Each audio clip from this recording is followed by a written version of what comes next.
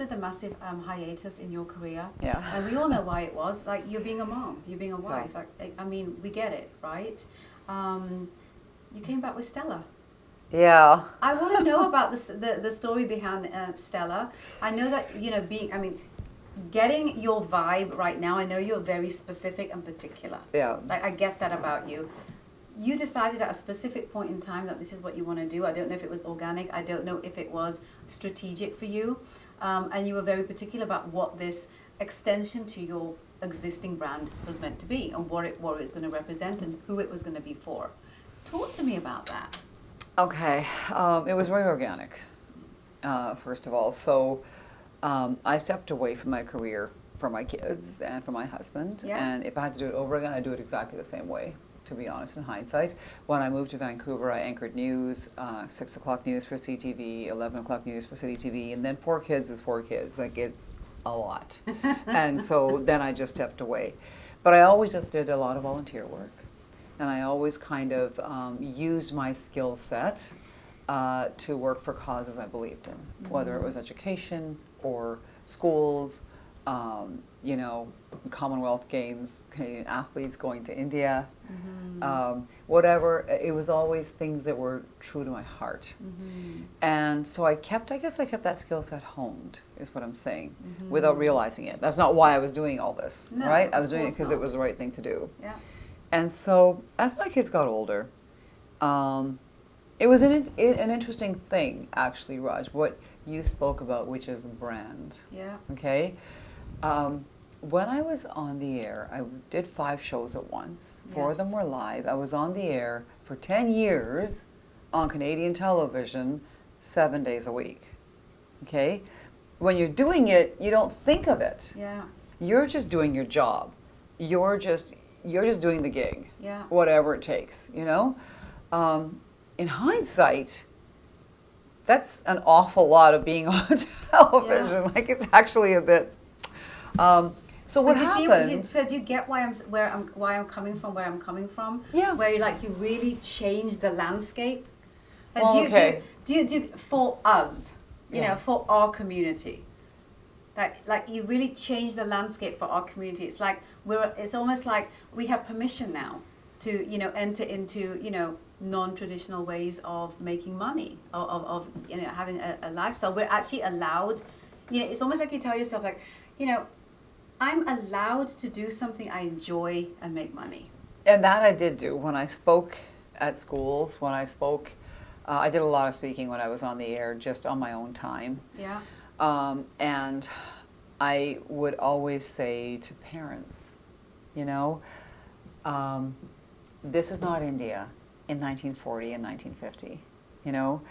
We've come to this country, and we're never going to really be a part of this country until we're involved in advertising, in marketing, in media, until we're involved in what is shaping the way that people think. Yes. Because it's not just classrooms, it's pop culture.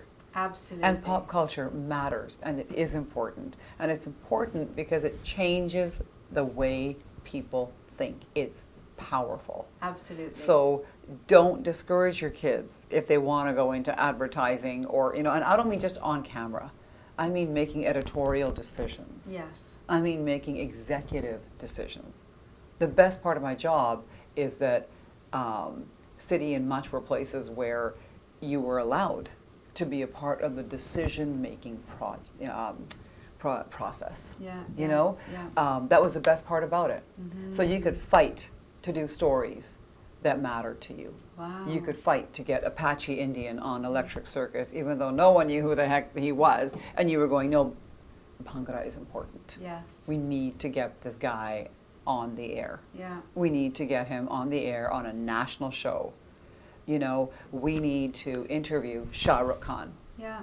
Like, I know that you don't get it, but trust me, if he's in town, we need to talk to icons from all walks of life. Yeah, yeah. Or people who are emerging Yeah. from all walks of life. And you don't have the editorial power to do that, Raj, unless you're involved in those industries.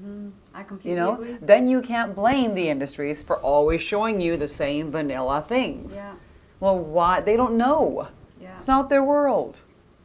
So the only way to change the game is to be a player in the game. Yeah, absolutely. Right? Put your cards down. Yeah. Yeah. And if you're not willing to do that, if you're not willing to let your kids do that, then don't complain that your kids are living in this vanilla world. Absolutely. You Well don't said. you don't deserve the change. Yeah. You got to be a part of the change. Absolutely. So Absolutely. anyways, getting back to the other topic, But that topic also is kind of very relevant to it's to very, this. very similar. Yeah. Okay. So what happened is when I was on the air, I obviously wore a lot of makeup. I mean, first of all, I love makeup. I just love makeup. You look flawless, by the way. Is this Stella? It's all stellar. Oh my Yes, thank you so much. No, I'm telling you. But- Even your lips, like you've got lipstick that has like a glisten to it. This is all This Stella? is actually Metallic Moon. Oh my gosh. Disco Moon 02. We did a few metallic lips because I thought I just wanted to. Yeah, and metallic looks great on our metallic skin. looks great on our skin tone, kind of just, you Yeah, know. pops. But it's also, anyways, I'm going to get into products, so I shouldn't do that. But it's a great line. Yeah. But it's a great line because you just wear a lot of makeup. You know, when you're on the air and when you have sort of a higher sort of profile, like people are just sending you stuff. And this is before the days of influencers and social media and all that.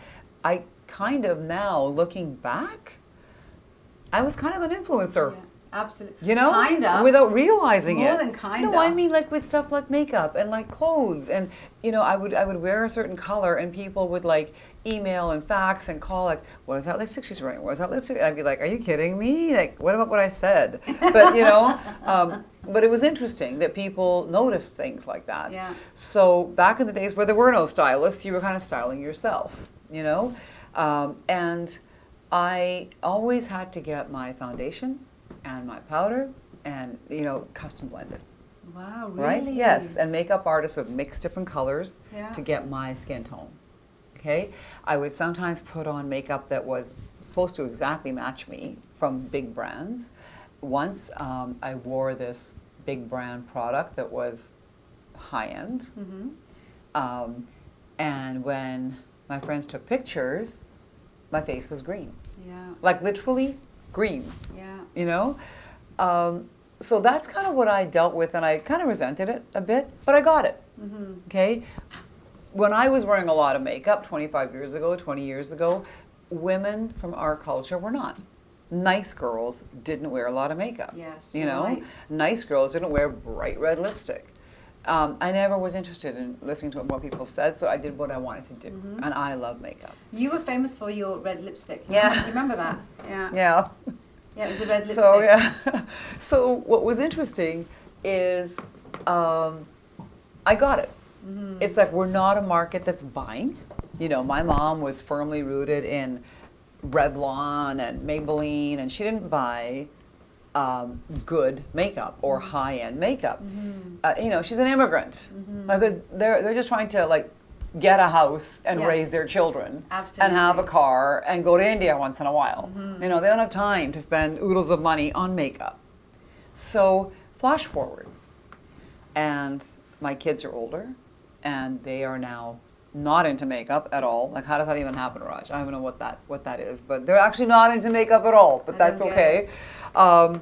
But they're buying makeup for their grad, and they and their friends are out there and they're buying makeup. And you know, 1 out of every 4 is getting an exact match. And the other 3 are being told, oh, if you mix these 2 colors, if you buy this and correct it with this, and if you this and if you that, and I'm thinking, you know, we are emerging financially. Yeah. We are emerging culturally. We are standing in the room. We are at the cash register. Make our colors. Yes. I am not a chemist. Yeah. And my daughter is not interested in buying a $65 foundation because it matches. Right. She's like, I'm 18. I'm not buying a foundation for that kind of money. That's ridiculous. I don't buy like $65 right? foundations, I to mean, be honest. it's like it's not it's not a priority for most people. If you're into it, that's fabulous. Good for you. You know, rock on. Yeah. But I just I was watching this kind of play out, and I thought, how can that possibly be? How can we really only have a few brands that really give us choices? Yeah. And what is it that they're missing?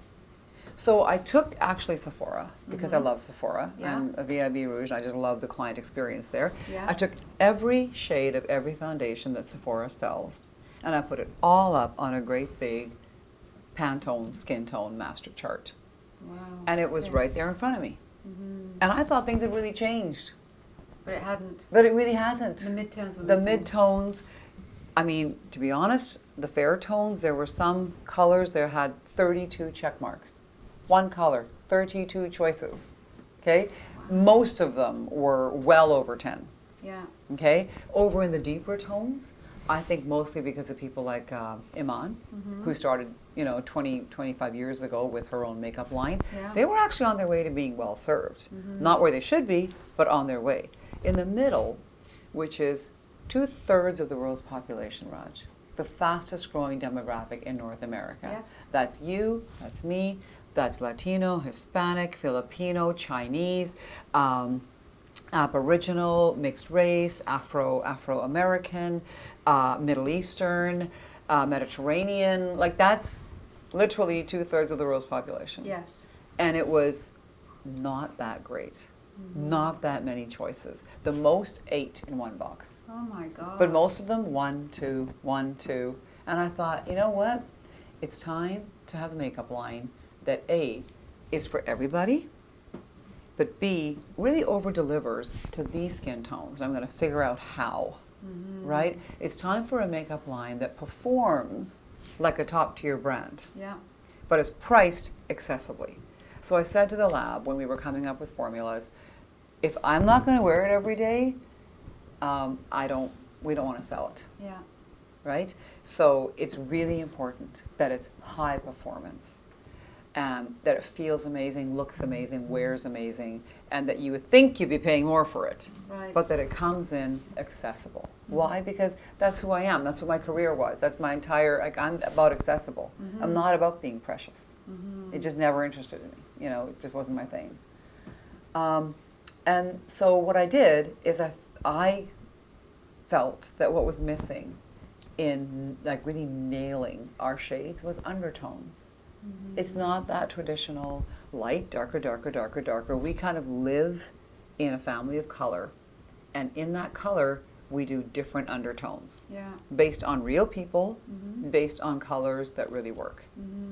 And so the other part of it was to be clean, to not have parabens, sulfates, phthalates, to not have fragrance, not have mineral oils, to be cruelty-free. Most of our stuff is vegan. So it was kind of this trifecta that I wanted to bring together into one product.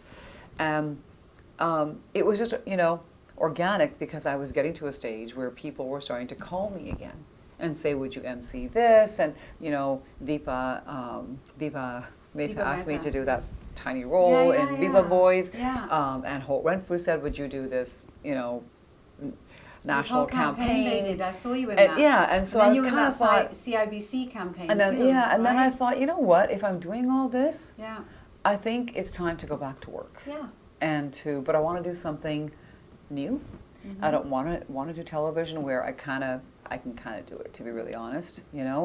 I want to do something where I learn, where I have to figure things out, where it can be scary, and that makes it exciting. And so I thought makeup is close enough to what I know, and yet is still this whole other industry. Now, ending up in Sephora North America was not the plan. That was But that's not incredible. the plan. So that was even scarier than I actually needed it to be, to be honest. But it's okay. We're almost a year in now, and it's been amazing. It has. It's been amazing. But even that story is very, very indicative of the power of your brand, Monika. Because, the individuals that you came across that you were having discussions at Sephora knew who you were. Yeah, that's kind of bizarre. Right? It was actually bizarre. So, right from the manufacturers, the branding company, I cold called everybody and just said, look, I want to do this line, and I have a vision around it. Oh, yes, well, we don't do startups. We only work with top tier brands. I know who you work with. That's why I want you. I just want you to hear me out, And the manufacturer, who is now a good friend, said, nope, I'm sorry, I haven't got time. I get 50 calls a week like this. I can't do it. Like, what are you? A makeup artist? And I said, no, I used to work in television. And she said, oh, really? And where's that? And I said, at City TV, Much Music in Toronto. She kind of stopped and she said, is this Monika Deol? Because I suddenly recognized your voice. And I said, yes. And she gave me her 5 minutes, and now she's our manufacturer. Look at that, right? hey? And the branding company was exactly the same. And then Sephora, we had sent out feelers to a number of retailers through a research company to find out how do we approach different retail establishments. What do they want? What boxes do they need checked off for us to even have that first meeting? It's important to do your research. Yes. And not be blindly, willy-nilly all over the place. Yes, Madam Journalist. Well, no. Right? You know that's what it is. And so they went out and they did this research, and they came back and they said, well, we've looked at this retailer and that, because we were just going to do Canada. The plan was get somewhere in Canada, learn the business, get some traction, and maybe 3 years, 4 years, think about India, think about Dubai, and then go to America. And they came back and they didn't have Sephora on their list. And I said, well, wait a minute, where's Sephora Canada? And they said, well, we don't know anybody at Sephora Canada. It's unbelievable. It's really difficult to get in, et cetera, et cetera. I thought, I know they're going to say no. I know they're going to say no because they're Sephora and we're new. Yeah. We're a startup and they're going to say no. But I need to hear it myself. That's just the kind of person I am. I need to get turned down myself, Then I can move on to everybody else. Got it. And so then they said, well, someone knows someone who works at Sephora in North America. Now, we know you don't want to go to America, but at least we can find out how to approach Canada. Right. And we thought, great, let's do it. And she cold called this someone knows someone. And it was crazy. She was talking about my client who shall be unnamed, so you don't burn any bridges. Wants to do research on getting into Sephora Canada, and he starts talking about, well, who's your client, and what's the product, and what's the point of difference. She tells him all that, and he says, are you talking about Monika Deol? Which is bizarre. This is a true story. Yeah. And so she's like, you're sitting in San Francisco at head office of Sephora America. Like, why would you even? How would you even? And he said, oh, I was raised in Toronto. And I watched Electric Circus, and the person you're describing, when I'm connecting all the dots, leads me to her. Yeah. And he said, you know what, tell her, I'll totally do a meeting, call me. Wow. So it was like, oh, okay. And then next thing we knew, it just kind of all, but what I always say is that a whole lot of serendipity got us in the door, because it did, but the product is what gets you in the store. So I think the same way with getting into television or, becoming a club DJ before it was a thing, it's like, I think I got lucky. I think God's been really, really kind to me, and I never, ever underestimate that part of it. But I do think that gets you in the door. The only way to stay in the room is to work really, really hard. Yeah. And just you got to do your due you just have diligence. to, you just have to work hard. There is no magical way. There is no secret. The secret is when somebody gives you an opportunity, work. And never stop working. Work like it's going to end tomorrow. And then it won't end tomorrow. Right. That's what I've learned in life. Yes. I always worked. When I was at City and Much, I would only do my day book for the next 3 weeks. Ever. And my crews on my various shows, and we did specials like Electric Circus at Wonderland or, Auto or And whatever. I remember that. They'd be saying, like, can you plan a bit further than this? And I'd be like, you know what? I just never assume. If I'm still here. And they'd be like, Monika, don't be ridiculous. I always thought, you know what? Life is funny. It's like things happen. Do you actually go through life thinking you're made? Right. Because I have news for you. You're not. No one is, right? So I think if you function in a way where it can all be over tomorrow, then you're always giving your best, Yes. right? Because Yeah. you always feel like if this is my last chance, I'm going to operate at that level. And that's the one thing I've learned is operate like don't take it for granted. Because you can't. Yeah. Whatever it is. I don't care how good you are at what you do. At the top of this interview, we started talking about brand. And you were, like not having it. You weren't having it, that no. Have you noticed as we discuss and we kind of explore the trajectory of your journey over the last couple of decades, that every touch point that's been poignant in your career truly has been surrounded by kind of the credibility of the brand that got created right from the beginning? Like, your brand is very powerful. If you think about the fact that you can go from TV, disappear for like eons, and all of a sudden come back and in a completely different career path, right? And leverage your brand. That's literally the strategy that came about here organically. Think about that. Okay, Raj. There's power in that. There's power in that story. That Yeah. story needs to be told. And I hope that Thank my you. viewers got and understood the power of that story. You are incredible. I love what you're about. I love what you stand for. So much sooner than anyone really got the story of how to be an empowered, cultural, mainstream entity as a woman. We get that now. There's a lot of us, right? You were the only one back then that I could see that just kind of got that. And so I'm so super honored that you're sitting in my chair. I'm also really happy that you got nominated for the Inoki list and you're going to be at the awards show. I want to know how does something like that feel to you, to be kind of honored by your community?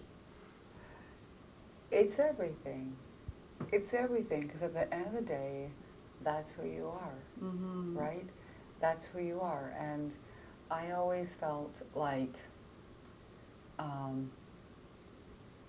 TV worked for me because I think that people who were watching got that I was way more like them than not. Right. You know? And I've always thought that. It's like, it's not about what you look like, and it's not about what you're wearing, and it's not about how much marketing a show does. It's about connecting. Yeah. And But it does help if you're pretty, darling. Oh, God. It kind of does help Listen, if you're pretty. there are a lot of pretty people who don't do that well in life. That's true. That's because they don't have all the other pieces. Yeah, so it's only an asset if you got the rest of your act together. Absolutely I agree. tell you. And, yeah, that's not even true, Raj. No, because as many people as give you a break, some people think, okay, there's as many people that will not give you a break and will attribute anything to what you look like. Yeah. And that's wrong too, because Yeah. it's just not about that. Yeah, It's agree. really not. I mean, there's just as many people that do not want to help you because they think, oh, everybody else will. It's like, you know what, it doesn't work that way. It comes down to who you are. It Yeah. really, really does. I And completely so, agree. but no, I do, coming back to the award, I feel like, my community was there for me. And they helped make me popular. And they signed my check. They helped sign my check. I remember when I was working, and when I wasn't, the odd time I wasn't working, and I was out at places or walking down the street or, at a drugstore buying, groceries for whatever, and people would come up and they'd say, oh, can I get an autograph, or can I get a picture with you, or can I, and whoever I was with, whether it was my friends or my, sister or my coworkers, they'd be like, God, how do you stand that? Like, it just never stops. Like, how do you stand that? And I always look at people and go, you know what? Like, at the end of the day, that person signs my check. Right. That person makes me who I am. That person makes me credible. So yeah, I owe them, 5 minutes. to say hi, to sign an autograph, to talk about their aspirations, to give them advice if that's what they ask for, Yeah. to listen to what is bothering them. Like, so what? It's 5 minutes out of my life. And if you don't like it, like, don't do it. Don't be in this business. Yeah, I because, completely agree. You know, I really agree with you there, because Yeah. there's so many people that have those platforms but really don't respect the people that have put them there or keep them there. It's like, come Yeah. on, at the end of the day, this is who gives me a living. Yeah. So yeah, I owe them that 5 minutes. And it is what it is. You know, when I didn't want that, when I wanted a private life and I wanted to give my attention and my time to my husband and my kids, I stepped away from it. Yeah, you did. You know, because that's what you have to do. It's not reasonable. Who is Monika Deol today? Oh God, I have no idea. Like, who knows? I don't know. That's a great answer, actually. No, That's I a great mean, answer. I'm the same person I've always been, to be honest. I'm just on a different chapter. But it's the same book, you know? Great answer. It's the same book, just Such a a different pleasure. chapter. Thank you. You are such a You know what? pleasure. Thank you so much. And thank you for just giving me this honor, because it means so much more than you will ever realize. And you are way too kind and way too generous. Oh, Really, thank you so much. well, I am who I am, and I get into a lot of trouble because of it, but I'm okay with it. And you know what? Yeah. That's the key right there. Thank you so much. Thank you, Raj.